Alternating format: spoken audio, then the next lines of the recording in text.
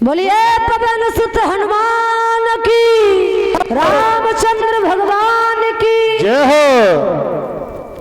भगवान की पावन कथा में सुखदेव भगवान समझाते हैं राजन उत्तरायण परीक्षित, जिस समय पर मैया ने स्तुति की है और जवाब दिया है कि हे मैया, अरे मैंने जीवन में कुछ नहीं मांगा और सिर्फ इतना मांगा है कि मेरा अगर धनुष टूटे तो केवल प्रभु के राम के हाथों से। सोई भवानी प्रसन्न हो गई और जवाब दिया, हे बेटी सीता, अरे तू चिंता नहीं करे, जो भोले बाबा का जो धनुष है उस धनुष की ये करामात है, जितने भी पहलवान, जितने भी योद्धा लग जाएंगे उनकी ताकत को खींच करके अपने वजन को बढ़ा लेगा। लेकिन ये धनुष केवल श्री राम के हाथों से, किसी अन्य राजा के हाथ से नहीं टूट सकता है, केवल प्रभु के हाथों से। जाओ, हम तुम्हें ये आशीर्वाद देते हैं। और जो ये कहा है तो सीता मैया आशीर्वाद पा करके वहां से पुनः जनकपुर में लौट करके आती हैं। महाराज जनक ने जब सुना है कि राम और लक्ष्मण मेरी जनकपुरी में आए हैं, तो महाराज जनक आए हैं, गुरु विश्वामित्र से बार बार निवेदन किया है और कहा है कि आप नाथ मेरी नगरी में विराजमान हो, मेरी नगरी में पदार्पण करो। तो राम और लक्ष्मण गुरु विश्वामित्र वहां से चले हैं।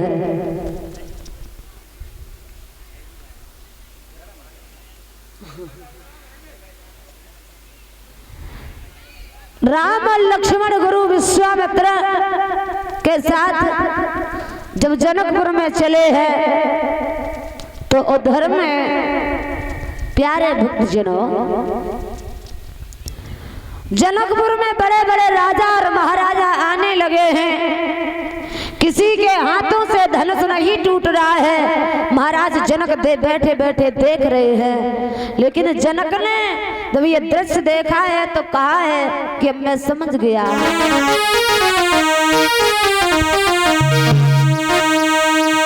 कितना जाओ आशा और निज निज घर जाऊं।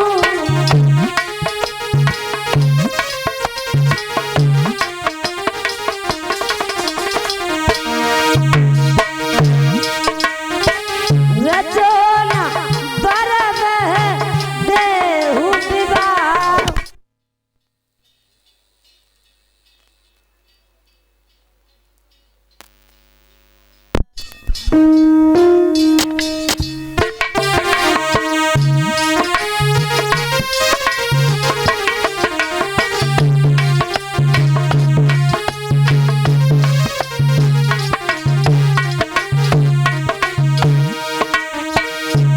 महाराज जनक ने कहा है सभा के लोगों, सजाओ आशा निज निज घर जाऊं, सजाओ आशा निज निज घर जाऊं। रचो न भर बह देहु विवाहु, रचो न भर बह देहु विवाहु।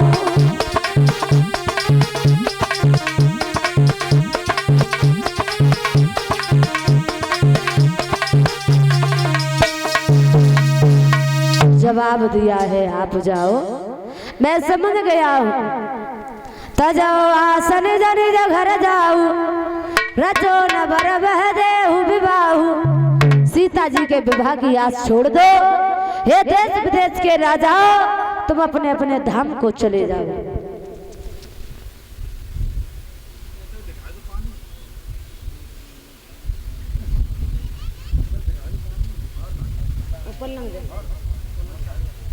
और संत भगवान बैठे हैं इधर भी।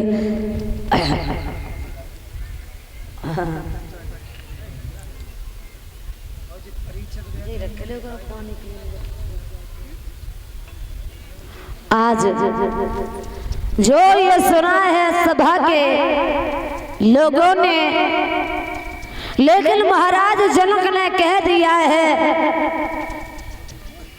हे देश देश के राजाओं, हम किसे कहें बलशाली है, लेकिन मैंने आज ही जान लिया ये पृथ्वी क्षत्रियों से खाली है।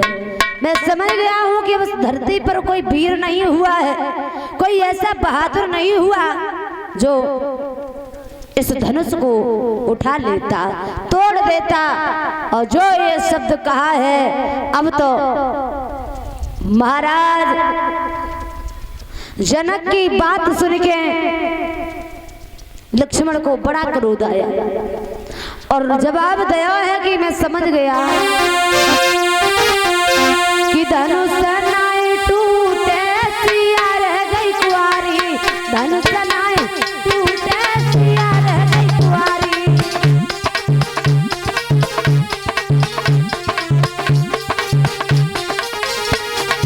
बोले महाराज के धनुष नाय टूटे सिया रह गई कुंवारी, धनुष नाय टूटे सिया रह गई कुंवारी।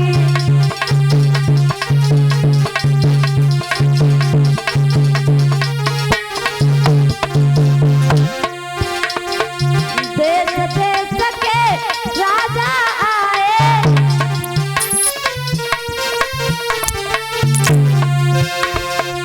देश देश के राजा आए, देश देश के राजा आए। धनुष सुनाई टूटे सिया रह गई कुंवारी, धनुष सुनाई टूटे सिया रह गई कुंवारी, धनुष सुनाई टूटे सिया रह गई कुंवारी।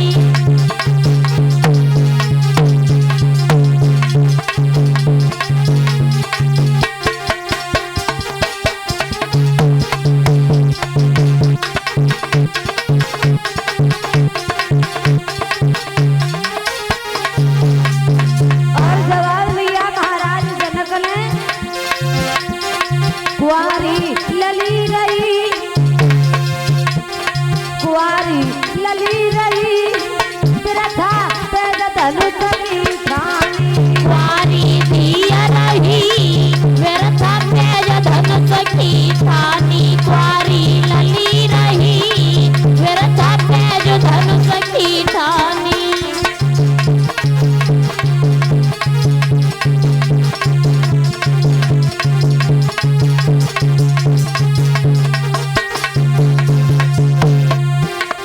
काऊ छत्री पे धनुष न टूटो, काऊ छत्री पे धनुष न टूटो, सब विभागी लली को फूटो, सब विभागी लली को फूटो। हमारी हंसी भई राधे, हमारी हंसी भई बिरथा तेज धनुष की ठानी, हमारी हंसी भई बिरथा तेज धनुष की ठानी, हमारी हंसी भई बिरथा तेज धनुष की ठानी।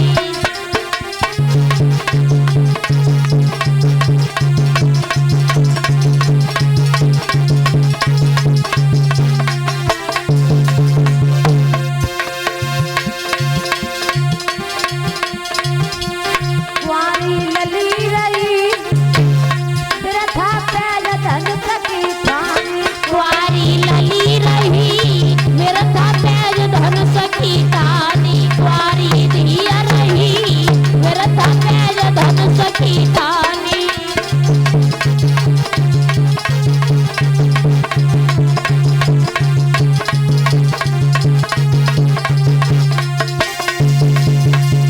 महाराज जिस समय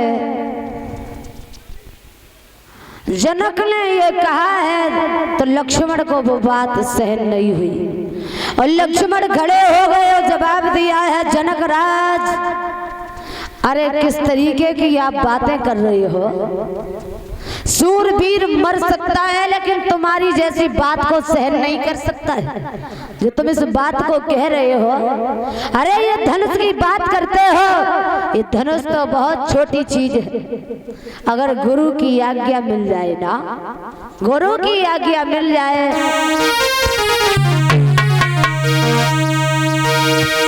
क्या कहा जनक फिर से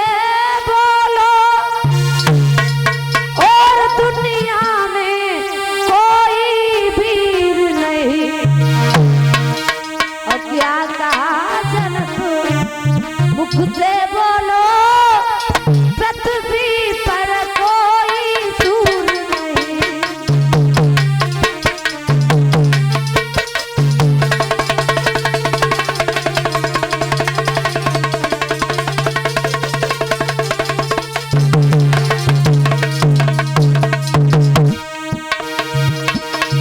यदि आज्ञा जो गुरु की पाई जाओ,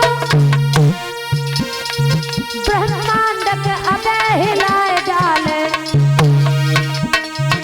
कहो सूरज चांद को निकल जाए और यम को खाक मिलाए डाले।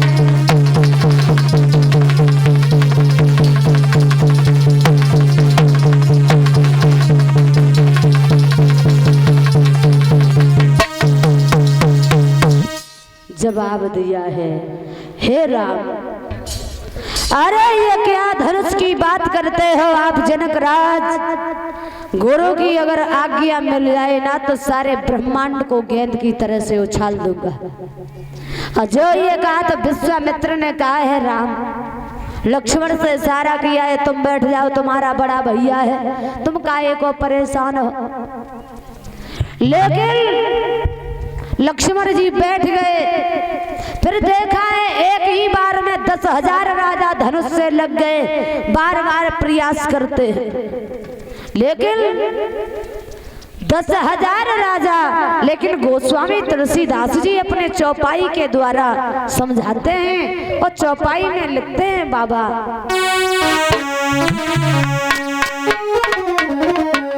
हो भूप सहस्रदश एक ही बारा, और लगे उठावन डरही न डारा। सिया राम जय जय राम राम, सिया राम जय जय राम।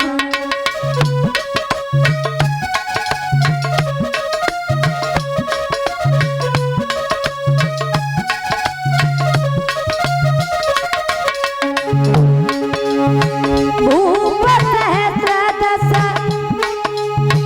एक ही बारा,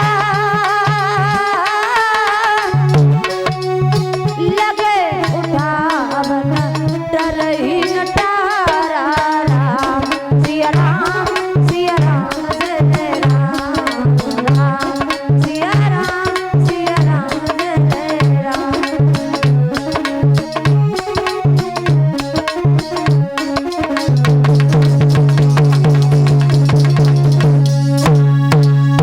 महाराज 10,000 राजा एक ही बार में बताए, लेकिन 10,000 शंका की बात। अब 10,000 राजाओं से धनुष नहीं टूट सकता, लेकिन वो धनुष कितना लंबा था जो 10,000 राजाओं के हाथ बन गए। और धनुष टूट भी जाता तो सीता जी किस किस के गले में वरमाला डालती। लेकिन ऐसा हो नहीं सकता था, क्योंकि भगवान श्री राम को इशारा दयो है, हे राम तुम उठो और जनक के संताप को दूर करो। प्रभु श्री राम ने गुरु के चरण स्पर्श किए हैं, धनुष को प्रणाम किया है जाकर के, लेकिन उस धनुष को हाथ में उठाया और किसी ने देख भी नहीं पाया, और श्री राम ने उस धनुष को उठा करके तोड़ दिया है। बोले रामचंद्र भगवान की। धनुष जब टूट गया है, जय जयकार का शब्द सुनाई देने लगा उधर, और धनुष टूट गया है प्यारे भक्तों, तब तक सीता जी उधर वरमाला लेकर के आई साथ की सहेलियों को लेके। तो कहा सीता मैया जब आई हैं और कदम जिस समय रखा है, रंग भूमि जब सिया पगुधारी, मोहे देख सकल नर नारी। रंग भूमि में सीता जी आई तो सीता को देख के स्त्री पुरुष सम्मोहित हो गए। लेकिन वही गोस्वामी तुलसीदास जी ये कहते हैं,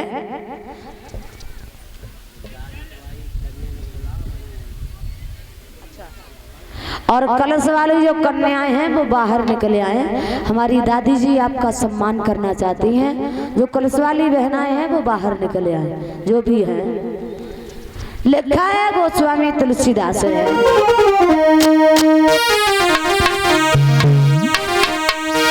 कि रंग भूमि जब सिया पगोधारी, और मोहे देख सकल नर नारी।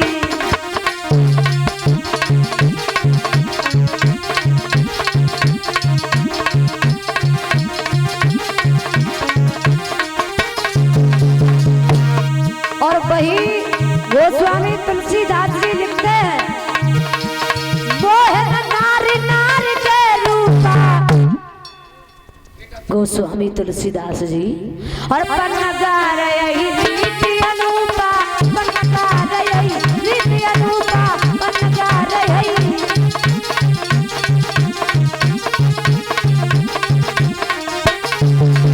लेकिन मोहे न नारी नारी के रूपा और पन्नगार यही रीति अनूपा। लेकिन ऐसा भी लिखा है, स्त्री कभी दूसरी स्त्री को देख के मोहित नहीं होती। तो विद्वानों ने कहा राम को देख के नहीं, बल्कि सीता मैया जब रंग भूमि में आई तब स्त्रियां पुरुष मोहित हुए।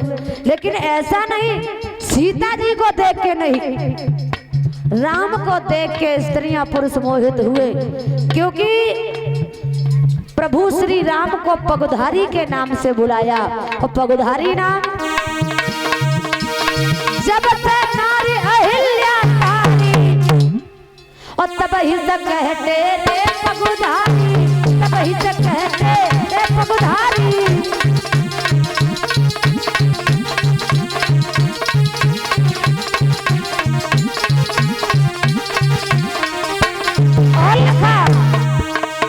अहिल्या से ही पगधारी नाम पड़ा है। लेकिन उससे भी पहले पगधारी प्रभु को बुलाया गया है।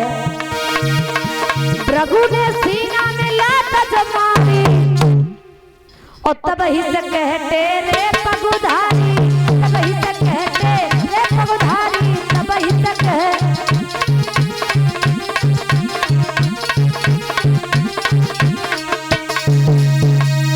श्री राम को पगधारी के नाम से बुलाया। श्री राम को देख के स्त्रियां पुरुष सम्मोहित हुए हैं। आज सीता मैया आई हैं तो राम बड़े हैं और सीता जी छोटी थी। सीता जी राम के गले में वरमाला डाल के बार बार उचक रही है, लेकिन गले में वरमाला नहीं डाल पा रही है। तो सीता मैया की सहेलियन ने जवाब दिया है, अरे राम तुम थोड़े झुक जाओ। तो सीता गले में वरमाला डाल दे। राम ने सोचा लाओ झुक जाए, क्या बात है, झुकने में कुछ जाता तो है नहीं।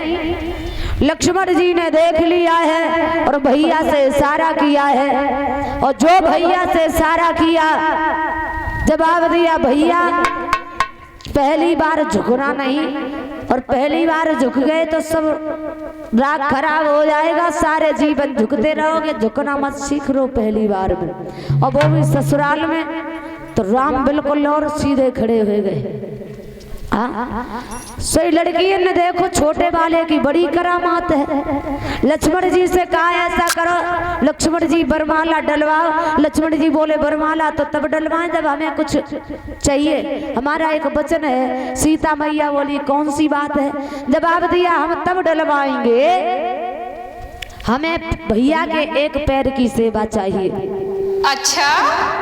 सीता जी बोली लाओ, हाँ करे दे रहे, बाद में होगी सो देखी जाएगी। बोले हाँ हाँ ठीक है, एक पैर की सेवा हम तुम्हें दे रहे हैं। अब जो यो कहा है तो सीता से लक्ष्मण ने इशारा कर दिया, जब हम भैया के पैर छुए और भैया हमें झुक के आशीर्वाद दे तो तुम वरमाला डाल देना। और जैसे ही लक्ष्मण झुके, पैर छुए और राम ने झुक के आशीर्वाद दिया तो सीता ने वरमाला डाल दी है। अब तो भक्तजनों वहीं पर वरमाला पड़ी है। प्यारे भक्तों, आज घनघोर जो धनुष की आवाज हुई थी, उस आवाज को सुनकर के भृगु के अवतारी परशुराम जी का आना हुआ। राम में और परशुराम में वार्तालाप होने लगा। बातों ही बातों में विवाद बढ़ गया। विवाद जब बढ़ता चला गया, अब तो श्री राम ने हाथ जोड़ के जवाब दिया है कि हे महाराज, तुम ब्राह्मण पन में आते और ब्राह्मण की जो योग्यता होती वो योग्यता आप दिखाते तो हम आपका सम्मान करते, इसलिए तुम्हारा ये काम नहीं बनता है। संतों का हृदय तो कोमल होता है। इस धनुष की बात करते हो, इस धनुष को तुम्हारे सेवक ने तोड़ा है। तुम्हारे दास के अलावा किसी और का काम नहीं हो सकता, क्योंकि नाथ शंभो और धन भंजन हारा हुई यही को एकता सतुमारा।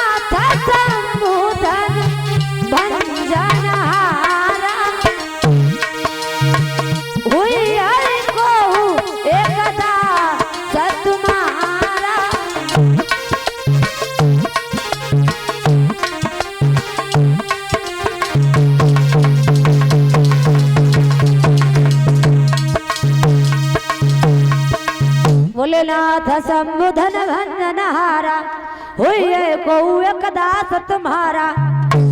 परशुराम को बड़ा क्रोध आया है और आगे बढ़े हैं। जवाब दिया, सेवक के बारे में तुझे कुछ ज्ञान नहीं है।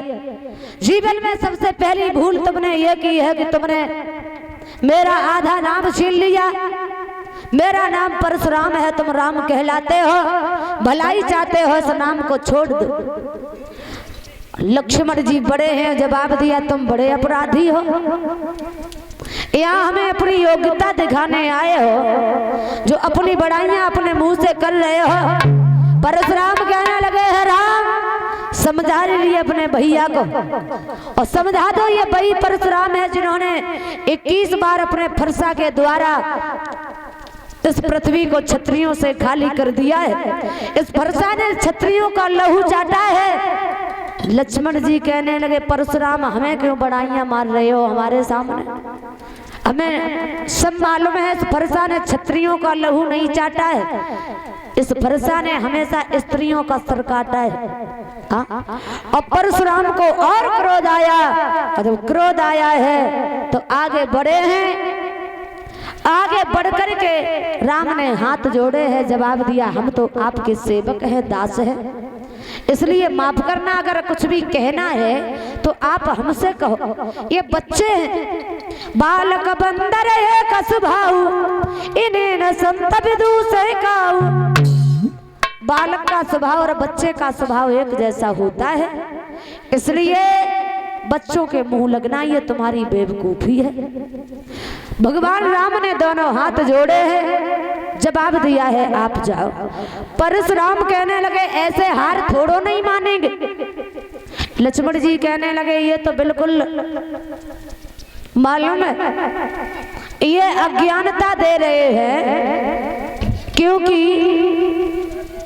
इन्होंने सगी माता का सर काट दिया, सगे भाइयों को मार दिया। दुनिया में ये किसके और भले हो सकते हैं। और जो ये कहा है, अब तो उसी समय राम ने जब हाथ जोड़े तो परशुराम ने जवाब दिया, मैं हार तब मानूंगा, पहले मेरे हाथ में ये जो धनुष है, ये सारंग नाम का जो धनुष है, जो लक्ष्मीपति भगवान विष्णु का दिया हुआ है, इस धनुष के ऊपर आप चाप चढ़ा दो तो मैं समझ जाऊंगा। और श्री राम ने इस धनुष को हाथ में लिया और किसी ने देख भी नहीं पाया।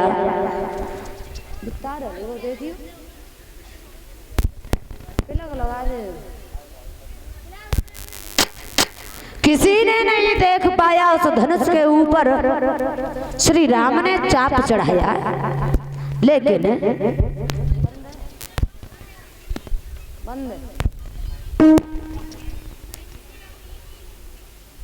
पहले जा सही ना कर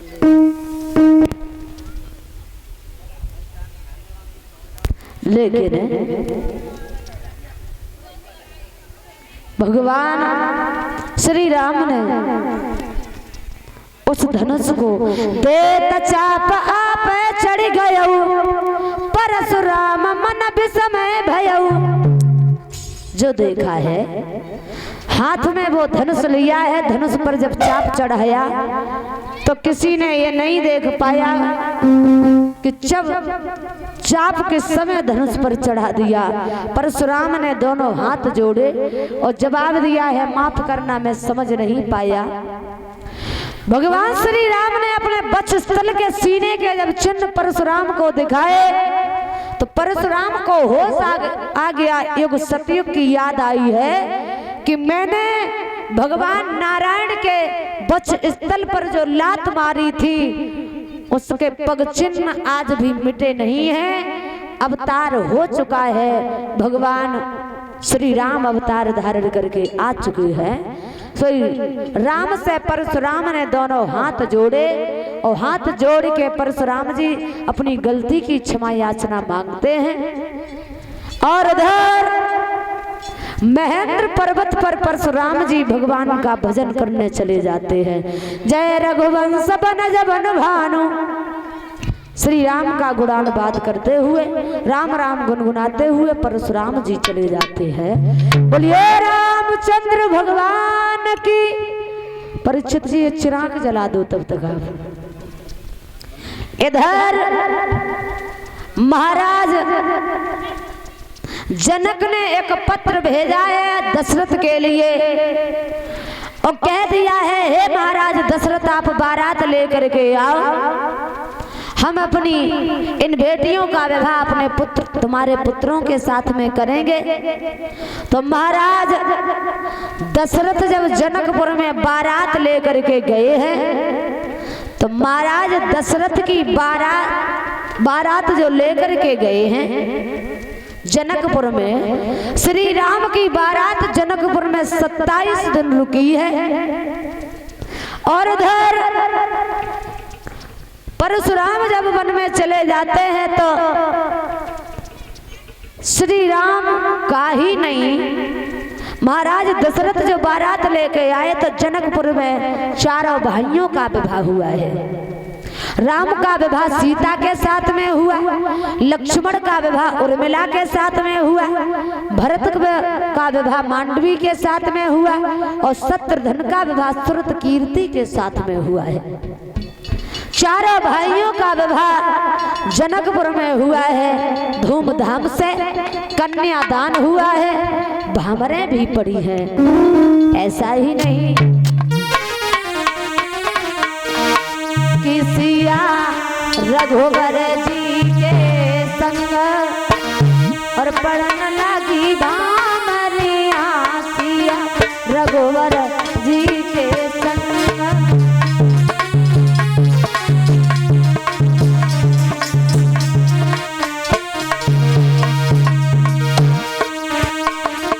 पहली पर गई, दूसरी पर गई, तीसरी पर नंबर आया,